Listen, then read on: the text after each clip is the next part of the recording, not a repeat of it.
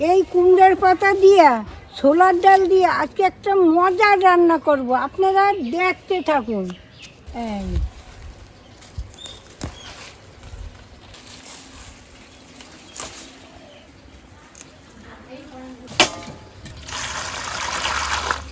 একটা পাতা ভাঙলে অসুবিধা আছে, এরকম গোটা গোটাই থাকবে। এই দেখুন, এই ছোলার ডালটা সকালবেলা আমি ভিজিয়ে রেখেছিলাম, আমি এখন এটা বেটে নিচ্ছি। এখন এই জিরেটা বেটে নিচ্ছি। এই কুমড়োর পাতার ভিতরে একটু নুন দিয়ে জল দিয়ে ভিজিয়ে রাখি। আমি কটা বাদাম নিয়েছি, বেটে নিচ্ছি।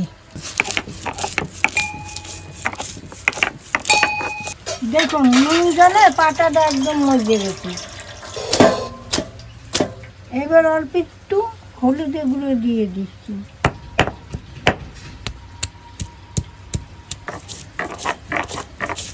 এই চাল মগজ আর কাজুটা আমি একসঙ্গে বেটে নিচ্ছি। এইবার আমি বাদাম বাটাটা দিয়ে মেখে নেব।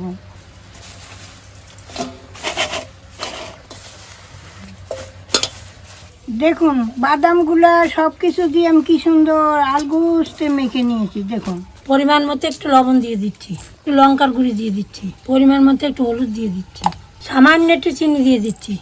এই ছোলার ডাল বাটাটার মধ্যে এই সমস্ত দিয়ে একটু মেখে নিচ্ছি।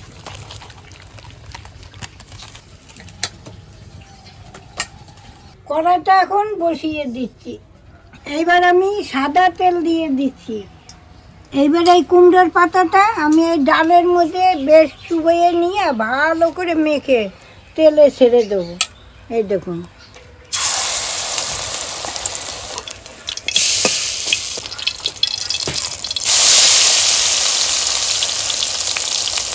এই দেখুন লাল লাল হয়ে গেছে। এইবার আমি তুলে নিচ্ছি। দুটো তেজপাতা দিয়ে দিয়েছি, তো জিরে দিয়ে দিয়েছি, এই আদাটা ফোড়ন দিয়ে দিচ্ছি, এই টমেটোটা দিয়ে দিচ্ছি, এই জিরে বাটাটা দিয়ে দিচ্ছি, পরিমাণ মতো হলুদ দিয়ে দিচ্ছি, পরিমাণ মতো লঙ্কার গুঁড়ি দিয়ে দিচ্ছি, পরিমাণ মতো নুন দিয়ে দিচ্ছি, পরিমাণ মতো চিনি দিয়ে দিচ্ছি, একটু কালারের জন্য কাশ্মীর লঙ্কার গুঁড়ি দিয়ে দিচ্ছি, চাল মগজ আর কাজু বাটাটা আমি দিয়ে দিচ্ছি। এই দেখুন তেল তেলাই দেখুন তেল বেরিয়ে গেছে। এবার আমি পরিমাণ মতো জল দিয়ে দিচ্ছি। এবার ঝোলটা ফুটলে আমি বড়াগুলো দিয়ে দেব। ঝোলটা ফুটে গেছে, এখন আমি বড়াগুলো দিয়ে দিচ্ছি।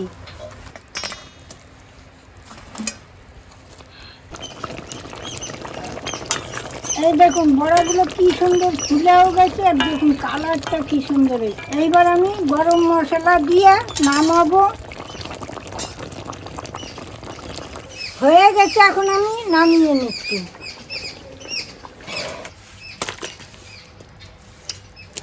রান্না বান্না হয়ে গেছে, এখন আমি আর বৌমা এখন ধীরে সুস্থে বসে বসে খাবো।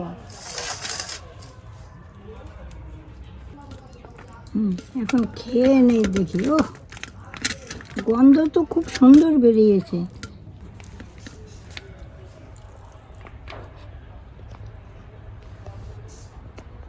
খুব সুন্দর হয়েছে, খুব সুন্দর হয়েছে, অপূর্ব। তাহলে আজকে আমাদের রান্না এখানেই শেষ, আবার কাল দেখা হবে। টাটা।